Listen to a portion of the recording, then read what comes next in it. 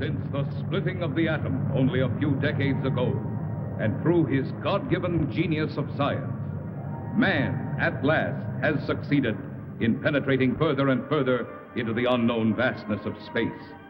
The moon has become the launching base for advanced exploration. From this pivotal point, astronauts, at the risk of their lives, set out to conquer nature's mysterious forces. Yet many questions remained unanswered. What is his Earth in relation to the inconceivable number of other worlds? Is his speed truly the fastest, his achievements the greatest? Or is he a mere unimportant piece of driftwood floating in the vast ocean of the universe? Could there be life similar to our own on other planets? Is it not possible that atmospheric conditions of relative environments control their shapes and forms? If so, would they be giants? Or could perhaps the opposite be true? Could their intellect have reached a scientific level far above man's dreams? What then will the future reveal if this story you are about to witness is only the beginning?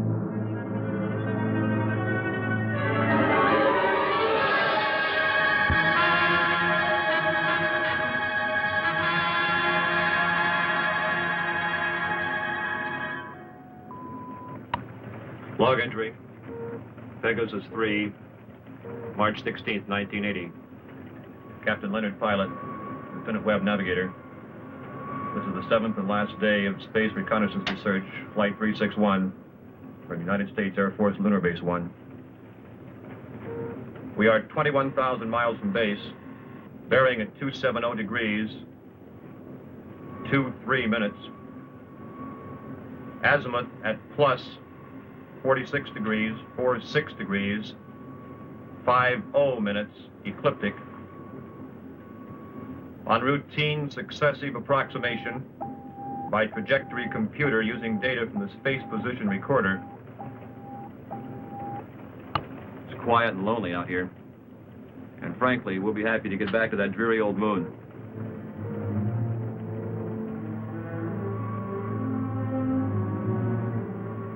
We're almost a degree off trajectory, Captain.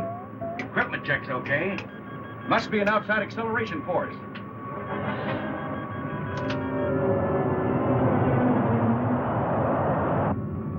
Something approaching fast. I'm setting up auto-evasive pattern.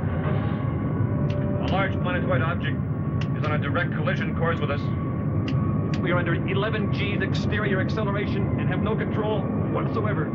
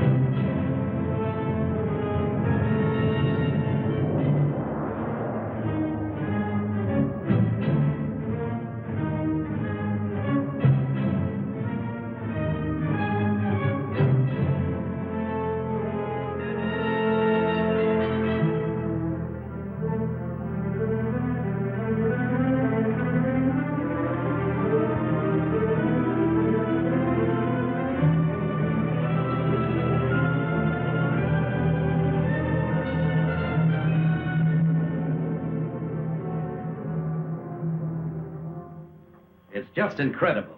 2 ships missing in less than a month. Nothing within thousands of miles of their position. And yet they crash into something that appears suddenly on our radar, big enough to be a planet. And then the next instant it disappears.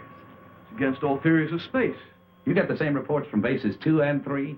It appeared for a second or two, then vanished completely. A ship is on a routine flight. Controls, rockets, everything in order. And then all of a sudden... Yes? General Gibson for Colonel Lansfield from Earth Headquarters. Stand by. Colonel Lansfield. Lansfield, what's all the trouble up there? General, I can't tell you any more than what was in that report this morning. You're certain the rockets crashed? I am. We have their last log entry through our recording reproduction unit. Now, General, I've listened to it over and over. It tells what happened, but not how and why. What do you suggest? I don't know, General. No doubt the rocket's destroyed. We don't know what we're looking for. This mysterious planet seems to come and go at such speeds, it's impossible to track. Phantom planet, Lansfield. You're a little old to think that, aren't you? This is a capable base, General, run by capable men. Now, there's something out there that isn't supposed to be. All right, take it easy. Send another reconnaissance with Chapman. Chapman? I need him for the Mars project. If this phantom planet thing isn't cleared up, there won't be any Mars project. Send him. Yes, sir. Ask Chapman to report. Yes, sir. Captain Chapman, report to the Colonel.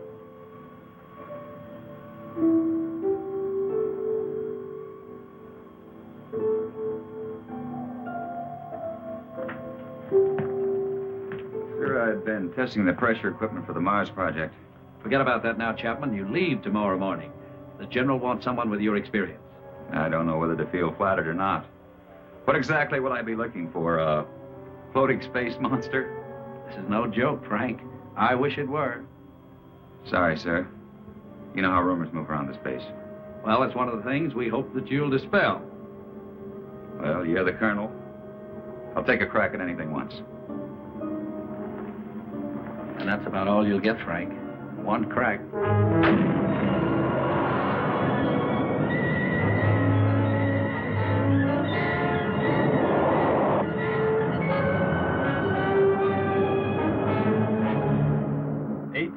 Miles out at 270 degrees azimuth and 47 degrees ecliptic. Speed 4.6 miles per second. Check. Computer guidance on. Stability course on. Direction of rocket's port off. Direction of rocket starboard off. Set to automatic. Check. That does it, Captain. We can relax a bit now. Takeoff's always the same.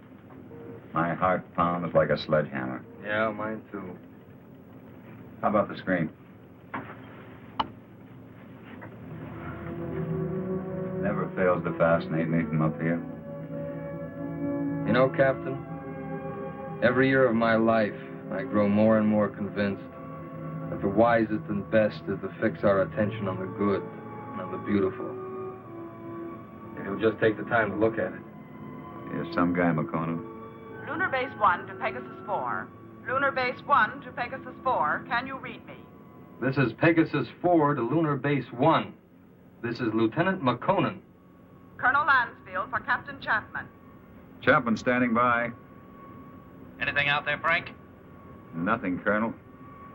It's almost too quiet. Well, keep alert. And don't waver off your course 1 degree, unless you think you're on to something. And if you do get on to something, report at once. Yes, sir. Pegasus 4 to Lunar Base 1. Over. Out. I hope whatever was out there is gone now.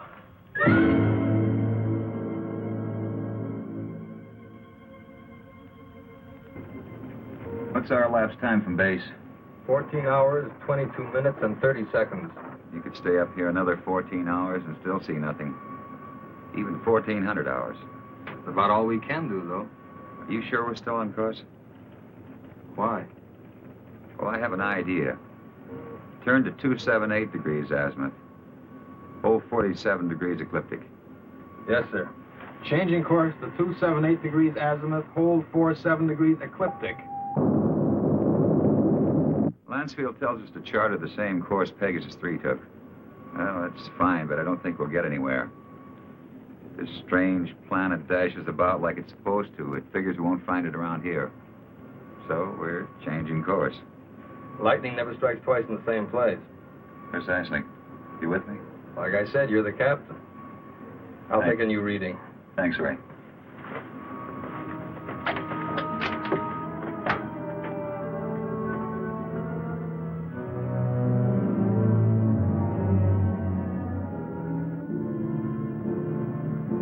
You could go nuts out here just waiting for something to happen.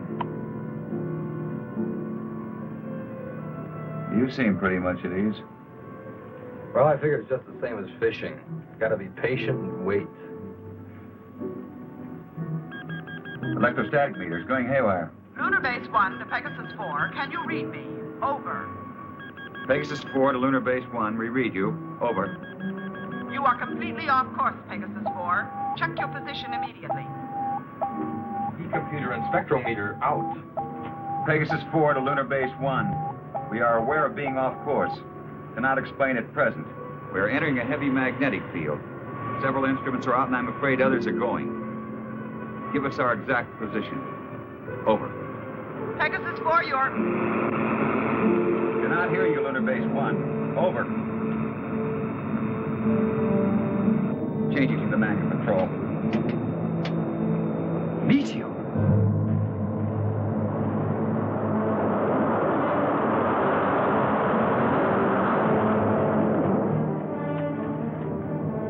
Boy, that was close. Yeah, and I'm afraid it isn't over yet.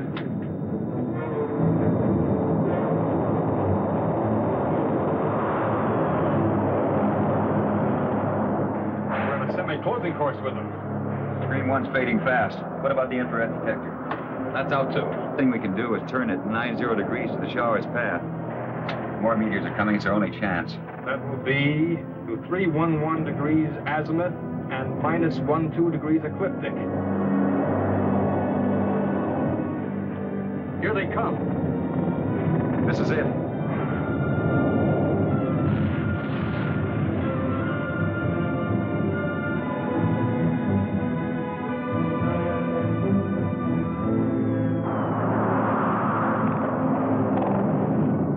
Looks like the worst is over. Don't see a lot of spots. Now, those are ionized trails. They'll persist for a while. Well, let's hope for no stragglers. With these instruments out, there won't be any way to tell if they're coming from another direction. Trick now is to get back to the moon. I think we'll make it. Yeah. Okay, Ray, let's go through a tight beat check. Right. Cabin pressure. 20 coming up. Retroport. Positive. Retro starboard. Positive. Main circuit 1. Negative. Main 2. Negative. Now let's try the auxiliaries. Main 1. Negative. Main 2.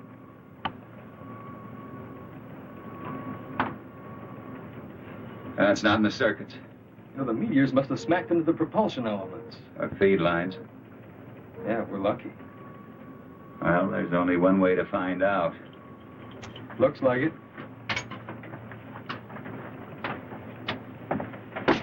Yeah. There's one thing sure. What's that? They knew what they were doing when they forced us to go through those space drills dozens of times. If I remember correctly, you had a different opinion. Hey, don't rub it in.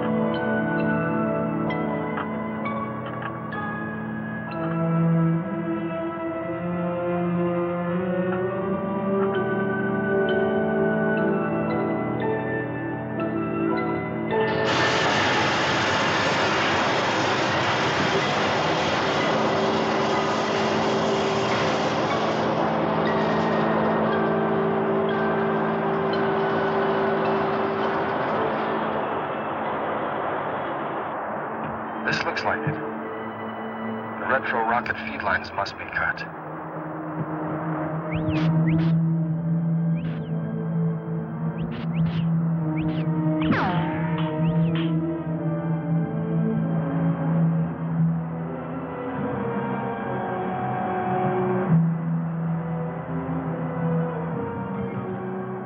Frank, your airline's broken. Frank!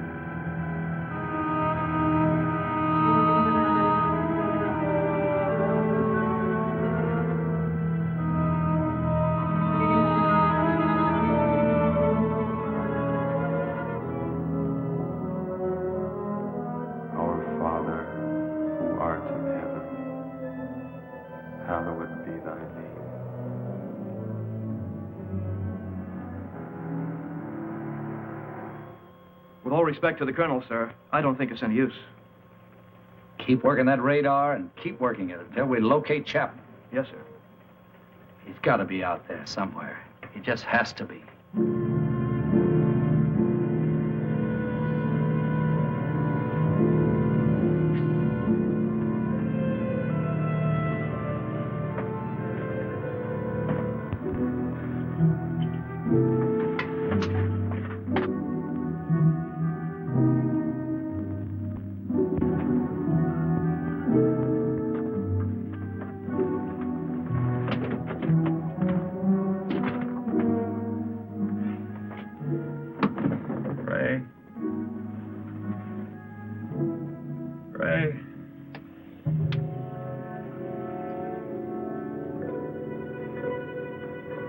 Lieutenant McConnell.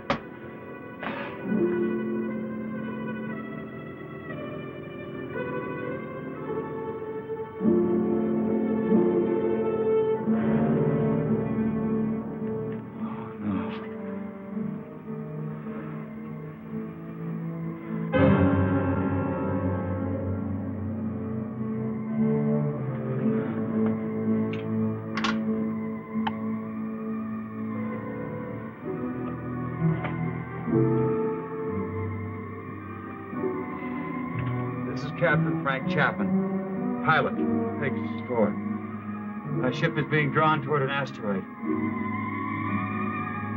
Instruments completely out of operation. Navigator McConan, lost. I cannot read my position. I'm going to try to land. I don't think I'll make it. If I do, I'll continue recording.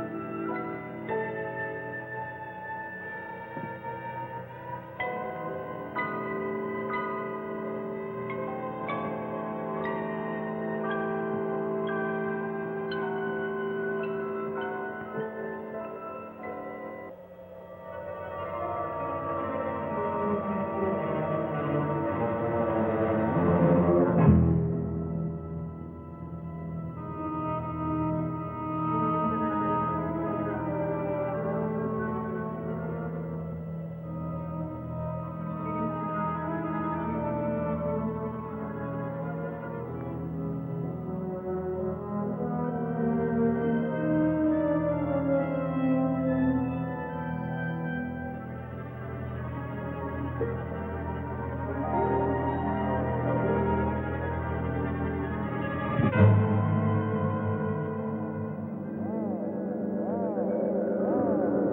seem to be entering a heavy magnetic field. Some of the instruments are off, others are going. Meteor! You are completely off course, Pegasus 4. Check your position immediately. Lunar Base 1 to Pegasus 4. Can you read me? Frank, your airline's broken. Navigator McConan. Ray? Lieutenant McConan, we're going to try to land. What exactly will I be looking for? A floating space monster? No joke, Chaplain. I wish it were.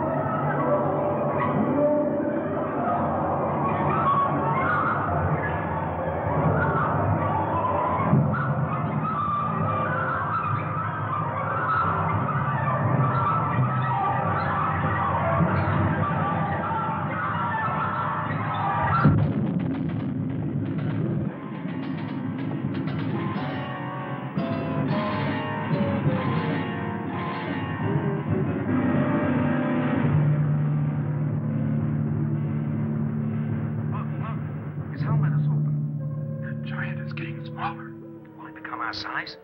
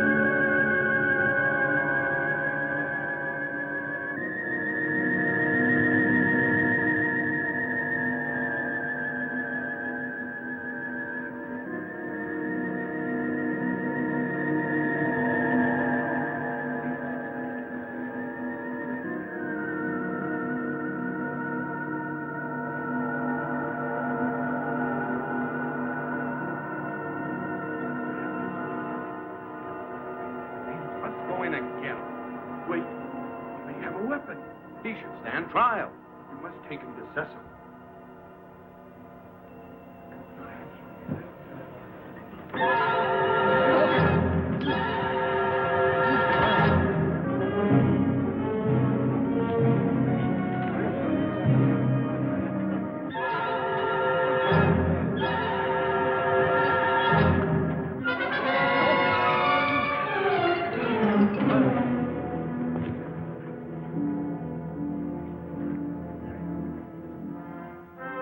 We will begin the trial. Yes, Cecil.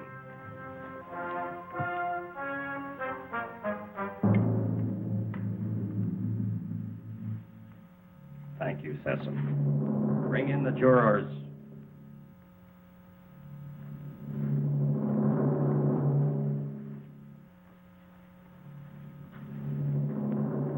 Will Ipsilata step forward?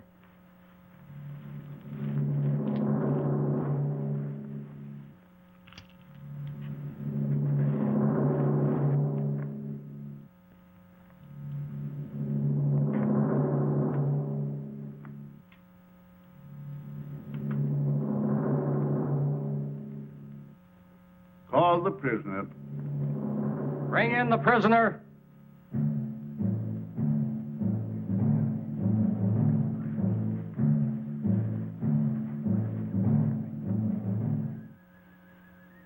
Stand here, in front of our leader and our judge. Is the prisoner from another world ready to hear the charges against him? Charges? What charges? I will ask the questions. Are you ready to stand trial? It seems I have no choice. First, I want to know what I'm charged with. We'll let you know in time. What are you called? Chapman. Frank Chapman. What is your occupation in the world from which you come? I'm a captain in the Air Force of the United States, a country on Earth, Space Exploration Wing. But you must know about us. You speak our language. We do not speak it. But here on Rayton... Rayton? Yes, Rayton, the name of our planet. Here we are able to translate all languages through voice tone waves. Why all these explanations? Let us go on with the charges. You're right, Aaron. This is no time for explanations.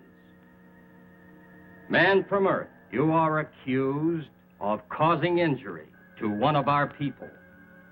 I thought I was being attacked, and I defended myself. I didn't want to come to your world. I lost control of my ship. It was like being pulled toward your planet by an enormous gravitational force. You were, when you came into our path of travel. Path of travel. Phantom planet. We managed just in time to control your landing by releasing the pressure in our space warp. I don't understand. There are many things you will not understand here. Maybe in time you shall. In time? That is correct. The jury will now vote and find you guilty or not guilty for inflicting injury on a Rayton man.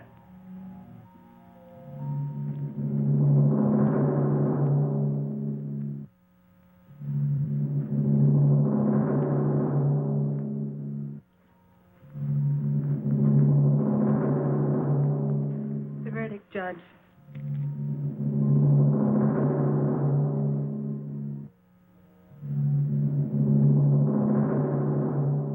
I find you guilty as charged.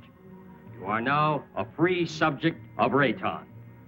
The jury is dismissed. That is all. You are now a free subject of Rayton. That is not all. Listen, I don't know what kind of a place this is, but you must have some kind of law here. This planet pulled me to it. I didn't come here by choice. But being here, you cannot be permitted to leave. We must keep our security at any cost. So, I must pronounce you guilty. No penalties will be lodged against you. But you must become a subject of Rayton. Trial is concluded. Nothing is concluded. What is this? First I'm found guilty of something that's not my fault, and then I'm set free. Well, free to go where? Back to my world 6 inches tall? Don't worry. No harm will come to you. I'm Liara, Sesam's daughter. I'll show you to your quarters. Well, come. We'll talk on the way.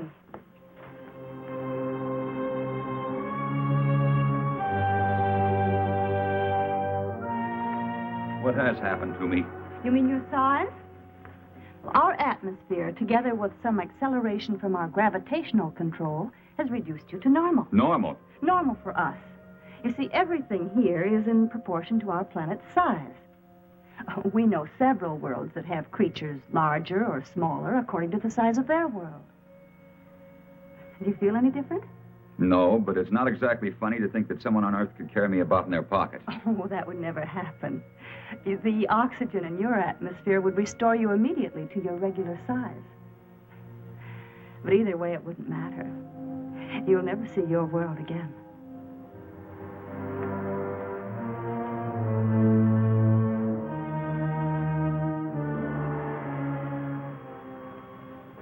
Nothing yet. No, sir. No contact for 2 days. I'll wait another 24 hours. Then, with or without orders, I'm sending out a search party. You wanted to see me? Yes. Will you excuse me?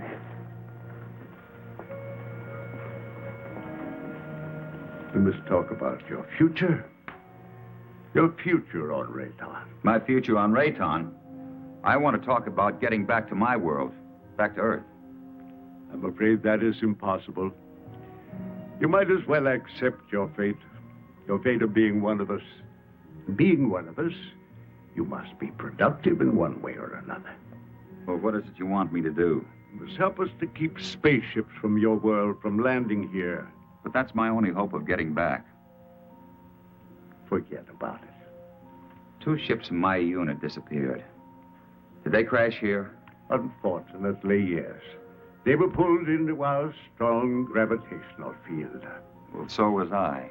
Yes, but luckily we were aware of your approach and lowered the power on our gravity field. I don't get it. In many ways, you're hundreds of years ahead of our science. Yet you live in such a primitive manner. It may not be as odd as it seems. It's true that our technology may be much further advanced than yours, but then a strange thing happened. Well, what was that? We had machines do all our work. People on Rayton became completely free of all labor, practically of all responsibilities. Our people became soft and lazy. They did not know how to cope with their free time. They started to fight amongst themselves. That's very interesting. Many people on Earth are beginning to face the same problem. Too much free time, too little work. Problem not at all unique in the history of the universe. Well, what happened on Rayton? Our forefathers then made a wise decision. They returned to, as you say, our primitive ways. The Raytons again had to toil for their living. They became much stronger, much happier, much more valuable. But you didn't forsake all of your scientific achievements. No, we retained the secret of the gravity control for our survival in space, and the secret of our food production for our survival on this barren planet. You sacrificed advancement for this. Sessom rules us, and we are content. Now, can't we get on with this, Sessom? Aaron is hasty. We all are. Our lives have been changed so much. I would like you to become acquainted with our ways. Later, you may choose a wife. Liara or Zetha. Zetha cannot speak, but she is a fine woman. Well, between the two, it would be difficult to make a choice. It is no problem. You may take your time, but once you've made your choice, remember, it must not be taken lightly. You must be hungry. Come with me. Liara. Go now and learn our ways, and perhaps you may help us with our problems. You can decide about this later. Now you need to eat and rest.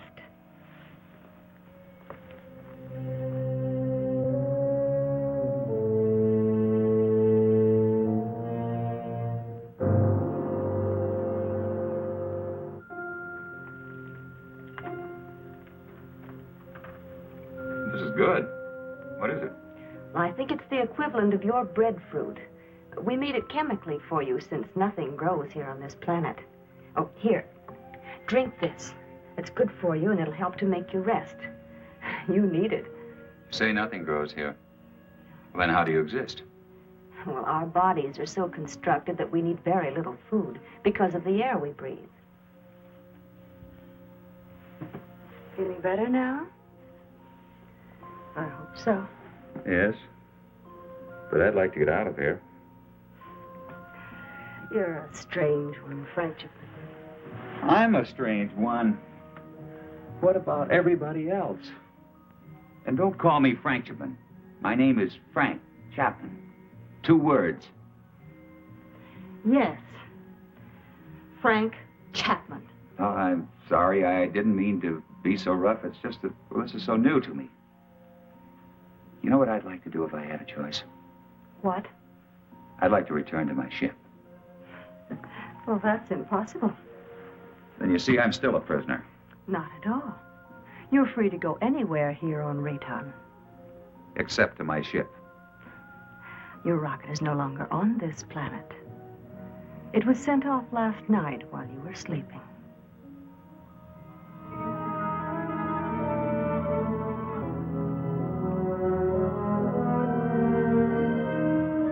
I cannot read my position.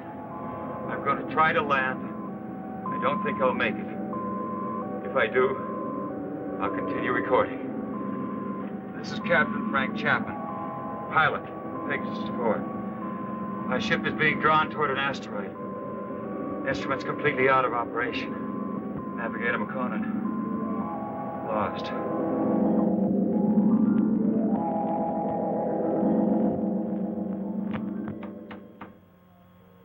Sir, unidentified object on screen.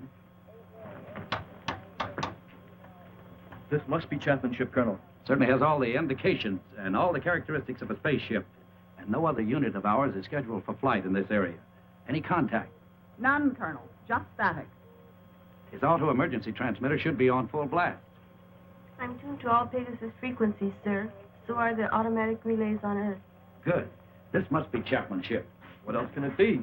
Captain Beecher and Lieutenant White are to report to the briefing room immediately and stand by for takeoff. Now report immediately any news or anything unusual on your radio and radar relays. Yes, Colonel.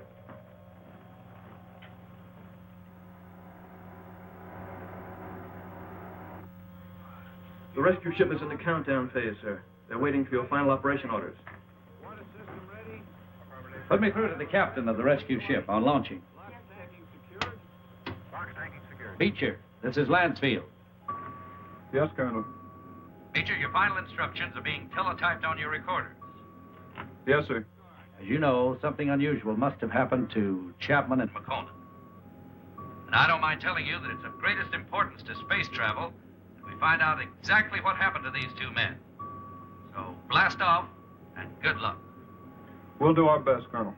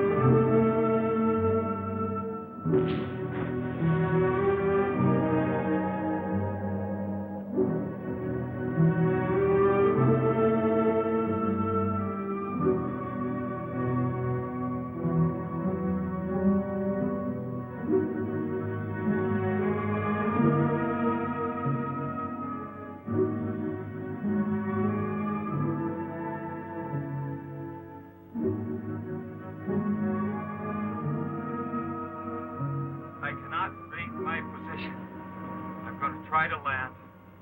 I don't think I'll make it. If I do, I'll continue recording.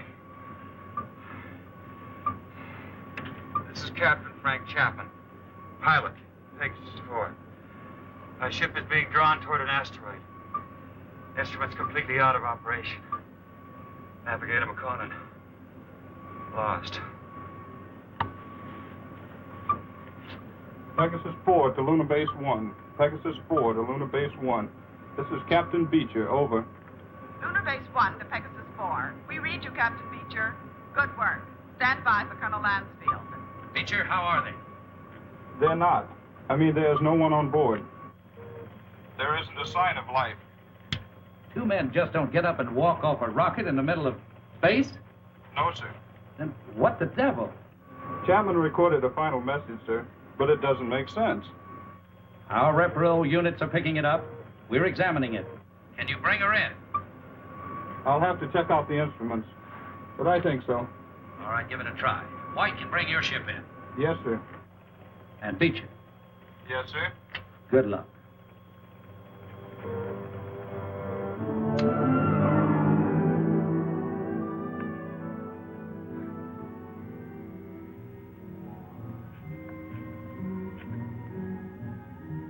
I can't work under these conditions.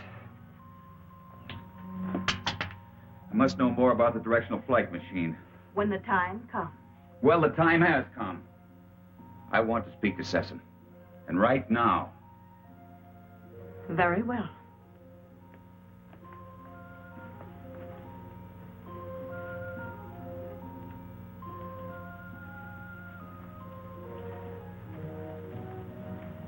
Father, Frank Chapman wishes to speak with you. Do you want to talk about Liara? That isn't what I came here to discuss. My work has reached a stage and I need to know more about your gravity control. It is too soon. Now, how do we know he's not a spy for the Solarites? You are too distrusting, Heron. All right. You may see it.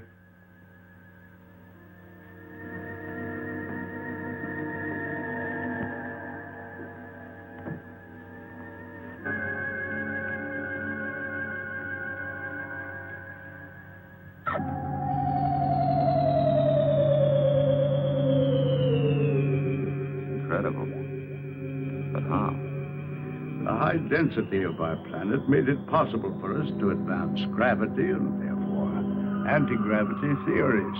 It's beyond me. Einstein was working on this problem, but he died before he could complete his investigations. What causes Rayton's high density? The atoms on this planet have narrower electronic orbits than the atoms on most other planets. The smaller they become, the easier it is for us to control and take advantage of positive and negative gravity. But why is Rayton getting smaller? This planet is slowly using up the energy that holds the atomic particles together.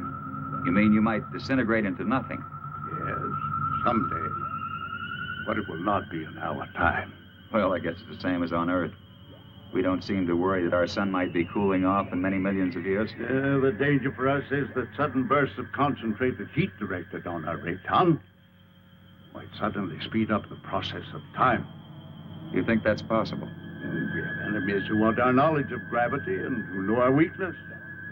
You're expecting an attack? When you have enemies, you always expect an attack.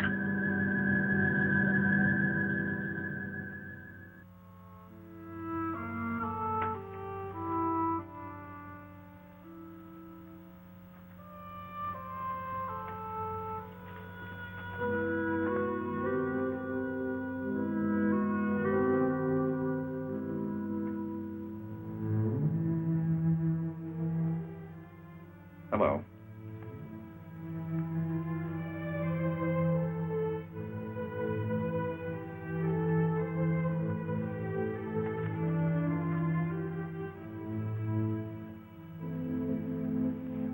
I'm going to take a walk. Will you join me? Come on.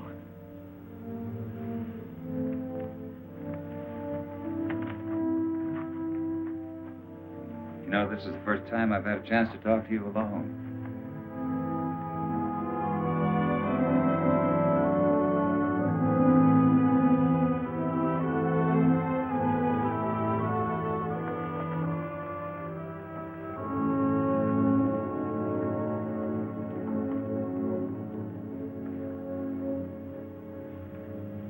How is it you're more different than the others? I don't mean you're sour inside. I mean, you're warmer, more sensitive. That wasn't really a question, because I know you can't answer. I just wanted you to know how I feel. It's a strange world. I don't want to hurt Liara. You don't either, do you? I like you.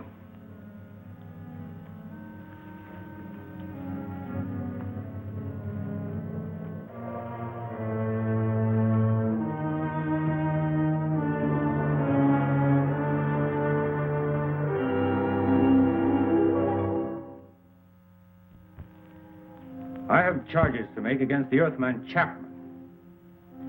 He is imposing himself both on Liara, your daughter, and the mute girl Zeta. Now, this is an insult to Liara. You know I love her. And a direct insult to me. I am asking, rather, I am demanding your permission to challenge him to the duel.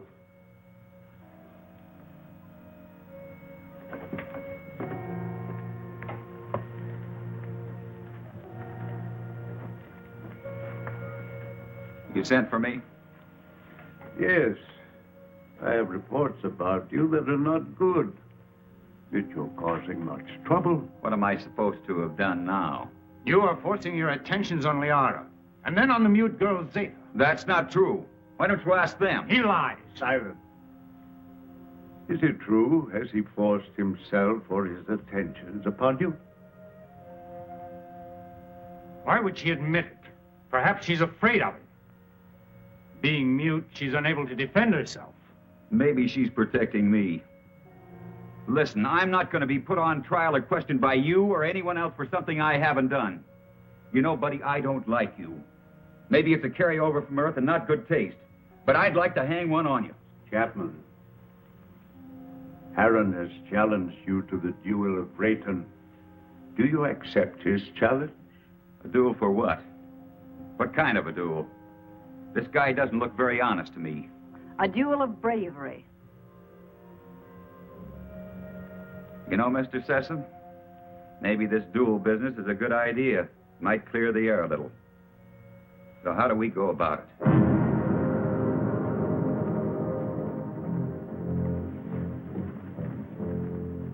Aaron, you know the rules for the duel of Rayton.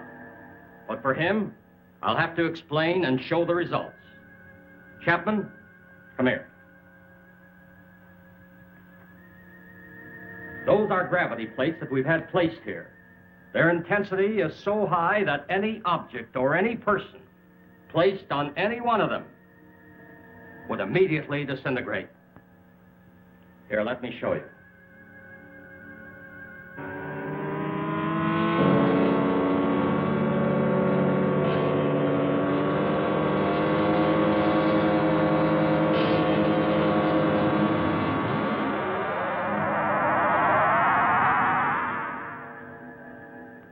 The duel of Rayton is one of physical strength and skill. You will use this rod and attempt to push your opponent on top of one of the gravity plates. You saw what happened to the rock.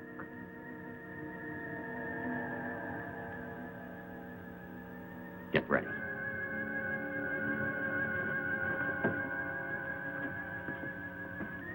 Put the combat rod in position.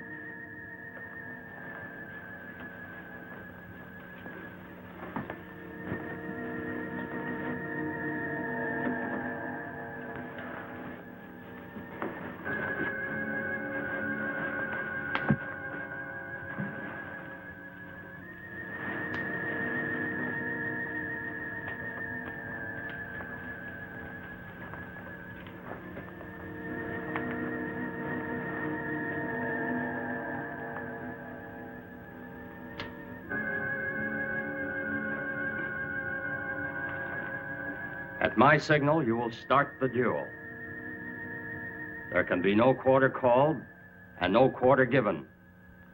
The fate of the victim is in the hands of the victor. The moment has come. At my light signal, you will proceed.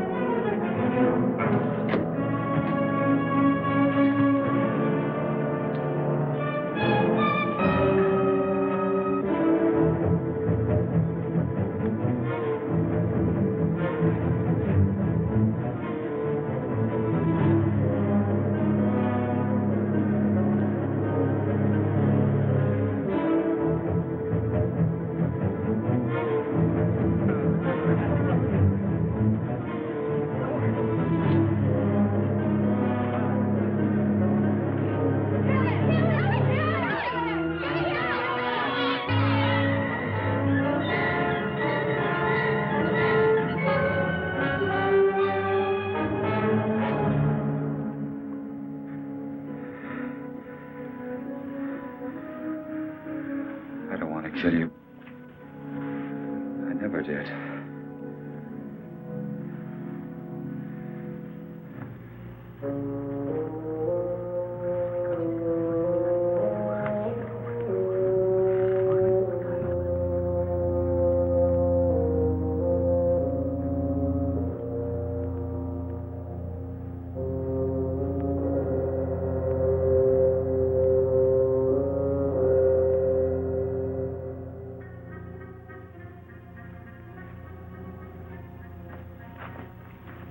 Why didn't you kill him? I didn't want to. I don't believe in it. In this case, killing him would have accomplished nothing. But Heron wouldn't have shown you mercy. He'd have killed you because he wants me. But I don't love him. I love you. If you'd felt anything for either one of us, you could have stopped this duel. What? You know what I think? I think you were waiting to see which one of us won and then take the one that was left over. Why? No, Liara, I don't love you. I don't even know if I like you. But let me tell you this. You can't make someone love you. It's got to come naturally. You can't force it, you can't command it. If you do that, you'll never find it. Oh, this whole thing is like a nightmare to me. I miss my people. Well, I've got to make some attempt to get back. And if you feel anything for me, you'll try to help me. Well, perhaps you're right.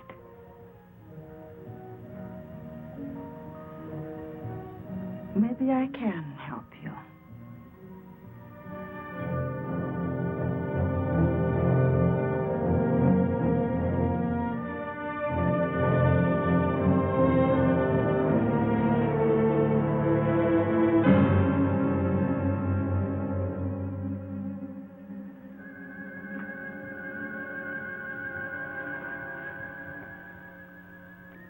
As you said, I don't want to kill you. No, I think I could understand your somewhat quaint language if I were on your Earth a little. Well, why don't you kill me? You didn't kill me. You had the chance. Well, what about the knife? This isn't exactly what I'd call a friendly visit.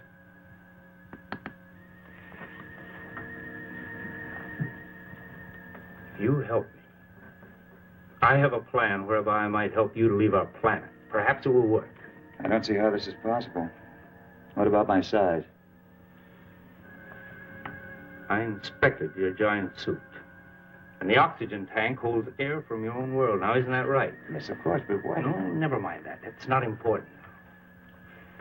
You see, the whole plan is based on the theory that your people are searching for you. Now, I must get you back before they attempt to find you here.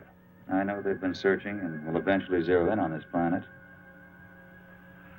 I think I can get you back in time. Yes, but you're doing this because of Liara, aren't you? Yes, I am. I'm in love with her. I don't think she loves me yet, but perhaps with you gone, she will see things in a more realistic light in time. Well, how can we get my suit into the open? I have some men I can trust. Incessant? No. You must never know. Otherwise, we both will be put to death. 2 nights a week, I'm alone. In complete charge of the master control center. Can one man handle it? Yes.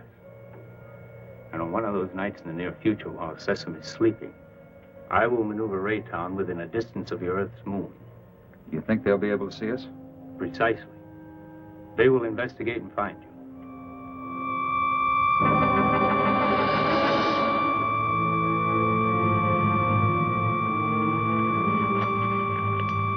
Go with it.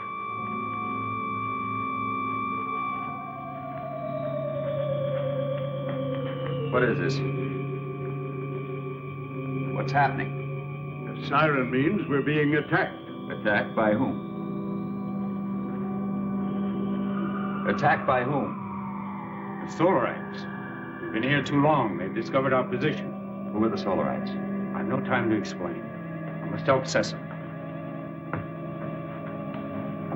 What will this do to our plans? We must fight this off or no one will have any plans. Is everyone underground? Yes. Let me go.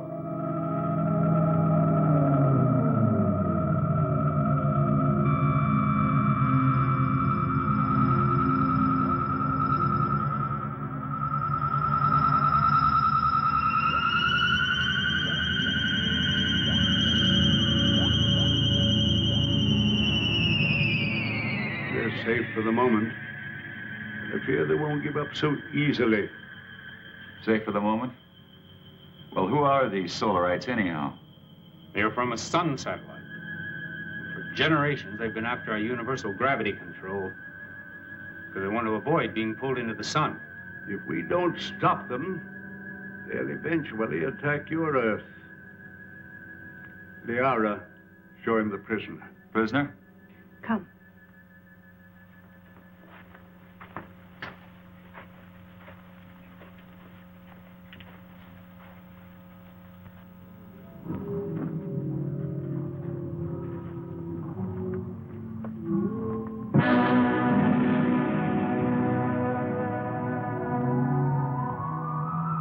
That's a Solarite. Yes. He was captured during the last war. The only one of their monsters that didn't die in the attack. When did this attack take place? Several years ago, when Zatha was a little girl. That's when she lost her voice. What makes those rocks disintegrate? It's as if they were hitting some invisible wall. That's exactly what it is. The monster is so strong that he can smash any ordinary structure. Now, what you call an invisible wall is really another way that we use our gravitational control. Now, by using a high magnetic field, we can lock molecules so closely together that they form a solid wall. Make a big hit at MIT. Where? One of Earth's more advanced centers of learning. I only hope your wall will hold him in check. Yes. He could kill us all if he escaped. Life on other planets. We were always wondering if ours was the only one so blessed. There are many inhabited worlds, but only these fire people bother us.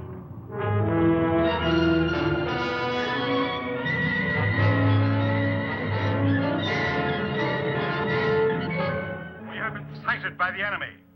They are forming a concentrated attack, pattern 6, vernier index 1-2. That's 6. They never attacked on that one before.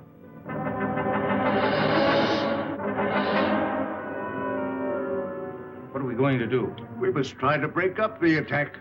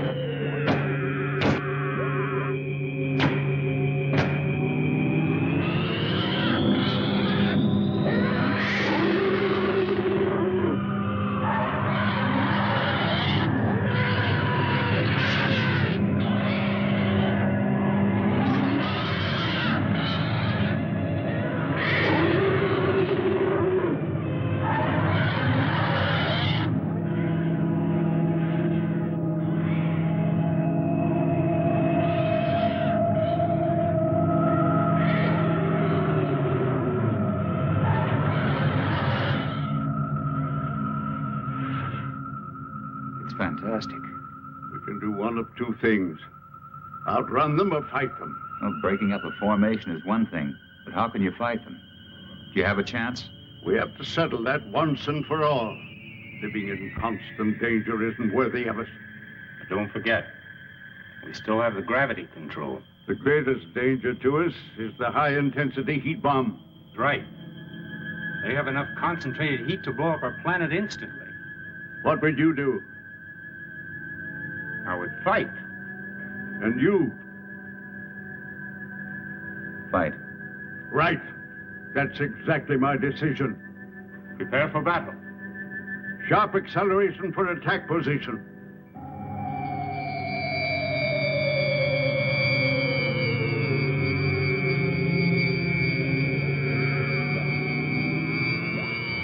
Maneuver so that we face the enemy when they attack.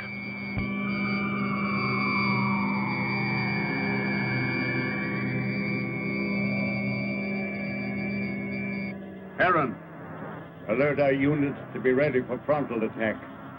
All units, Prepare for frontal attack.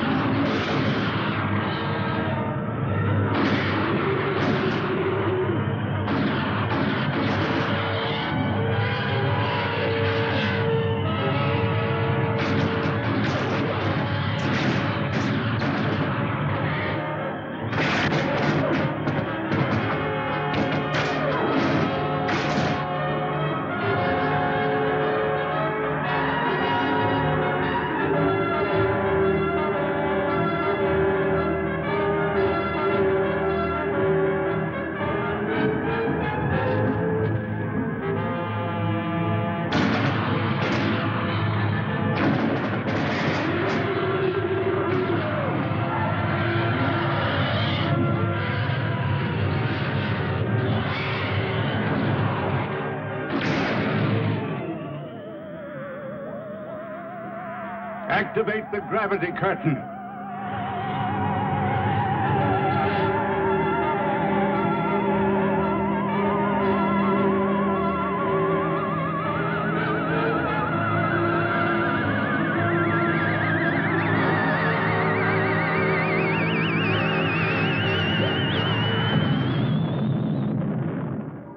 Oh, it was a magnificent victory. But I'm deeply plagued with regret when I'm forced to destroy. If it wasn't them, it would have been you. Perhaps you are right. You're a wise chaplain. One day you and Harold will lead our people.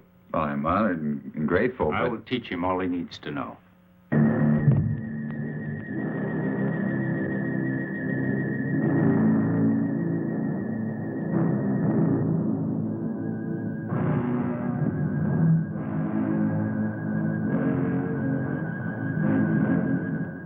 Oh, where's Zeta? She went to sleep early. Sleep. I'm very tired. Perhaps the battle was too much of a strain on me. Good night. Good Sleep night, well, Father. Cecil.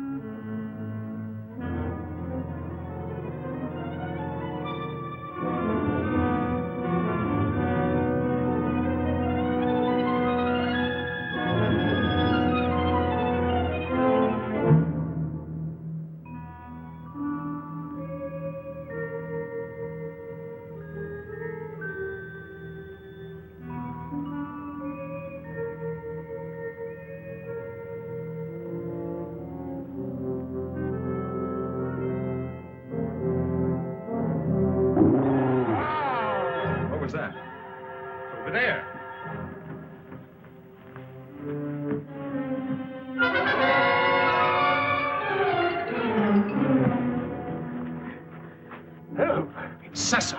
Oh, Father! Oh, Father! What happened to him? I think it was a solarite. Are you all right? What happened?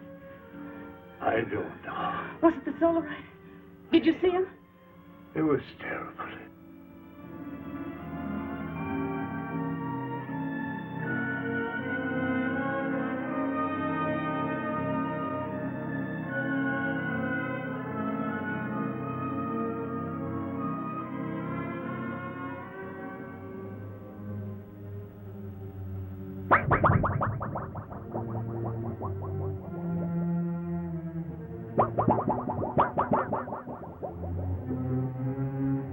I'm going to the control room. No, you stay with Liara. Chapman. Yes? Go through that corridor. It's shorter. Hi. But be careful. I'll be all right. I'll be all right. Oh, Heron.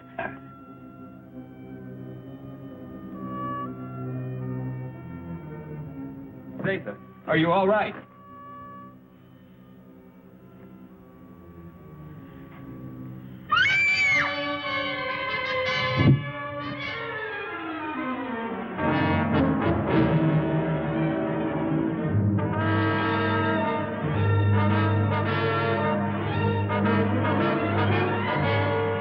Hey, watch the plates.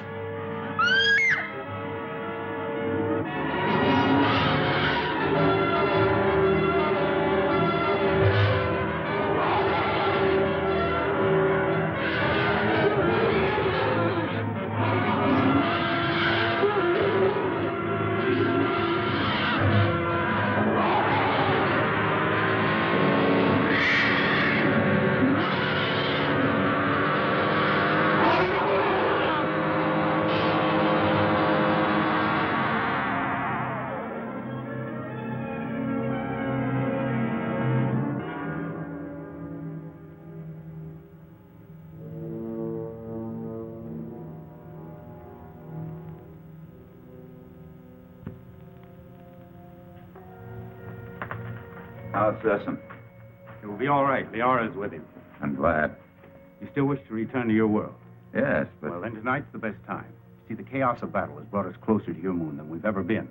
It'll be a simple task to maneuver Rayton slowly and steadily even closer, and the risk will not be so great because the travel time will be short. And we'll be well within the range of Moon's radar. Yes, but we cannot go unnoticed. Now, as soon as we're within range of your moon, my men will carry your suit out into the open. Now, if your people come to investigate, we'll pull them into our gravity and direct their landing. Meanwhile, you will enter your suit, seal it up, so that you're not exposed to our atmosphere and, well, the rest you know. Where shall I meet you? In the control chamber. Someone will come for you.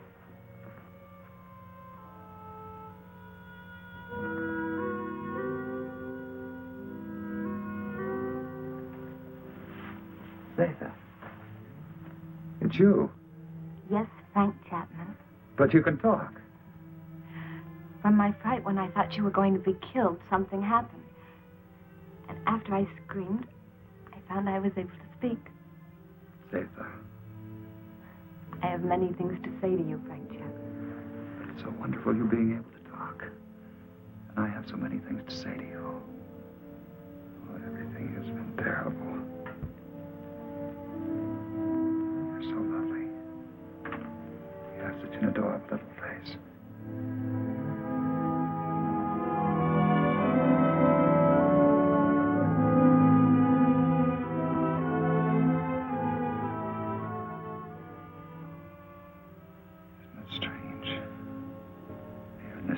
I've found perhaps what I've been looking for all my life. And I must leave. Although everything within me wants to stay.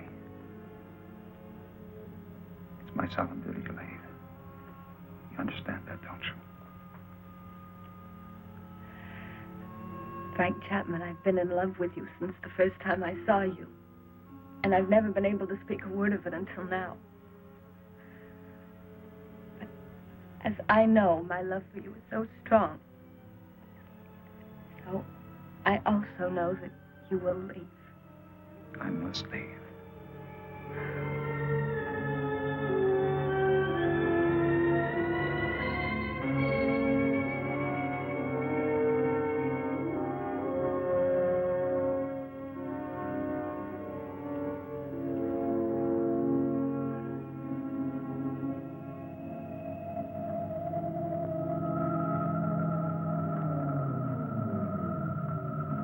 Good, you're on time.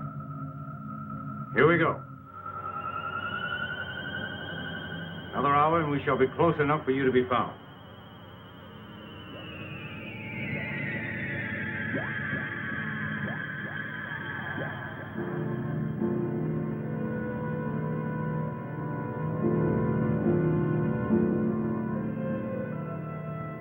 Lunar Base 1 to Rocket Ship 380. Over.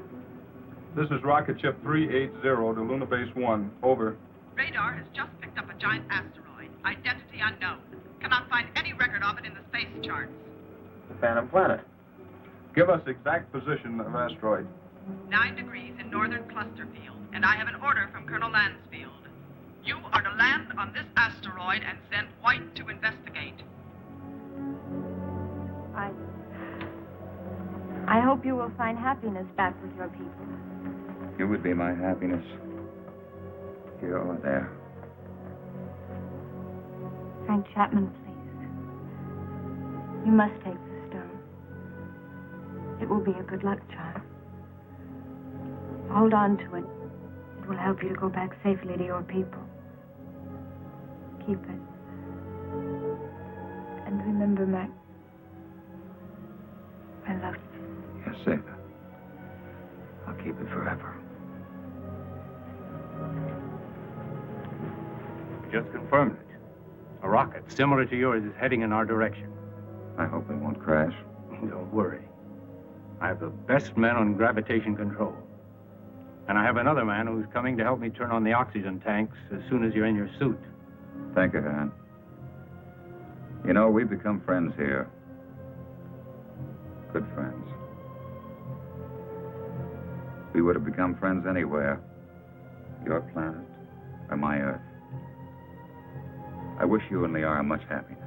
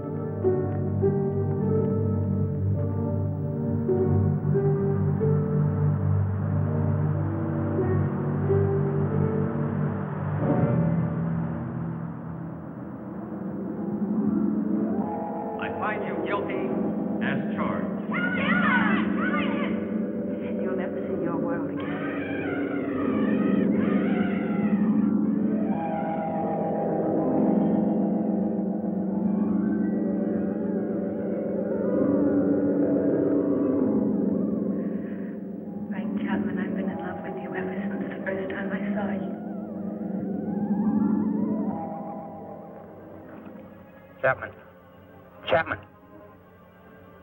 White to Beecher. Come in, White. I found Chapman. He's alive. But there's no trace of McConan. Where's McConan? He's dead.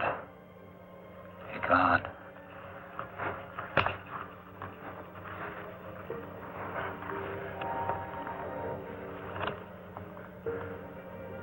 Where are we? Where are they? Where are the others? Where's who? Zeta. What are you talking about? Say something. Helen. Come on, let's get back to the ship.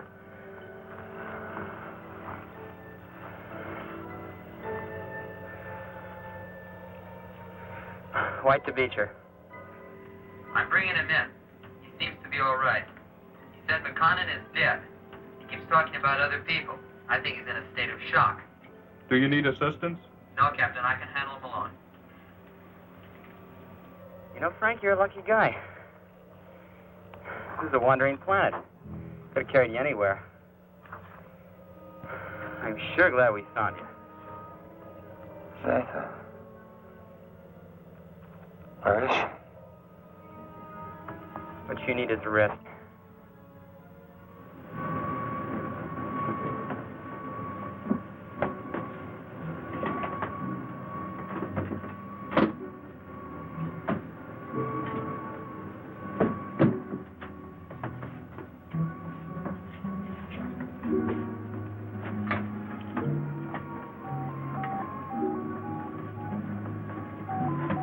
for immediate takeoff.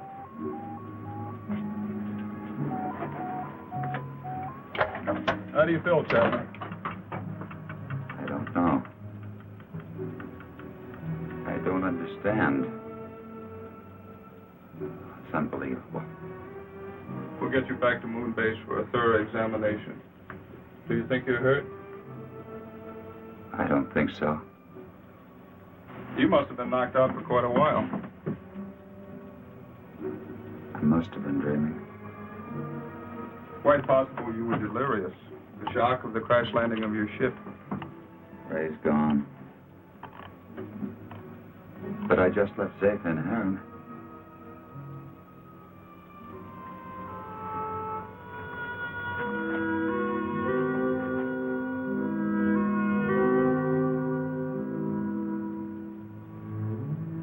She had such an adorable little face. All rockets ready for firing. Stand by for countdown. The gravity of this planetoid is very strong. We'll need every bit of thrust for our takeoff. Don't worry. I know we're gonna make it. Start your countdown. 10, 9, 8, 7, 6, 5, 4, 3, 2, 1, 0.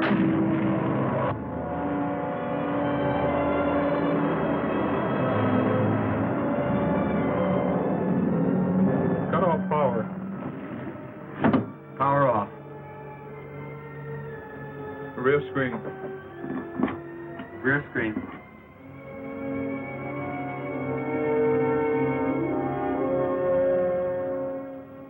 No, now they'll never believe me. Even with this, they'll never believe me.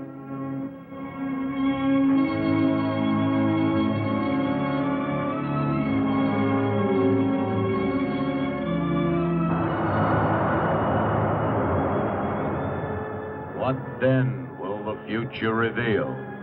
If this story is only the beginning, only the beginning.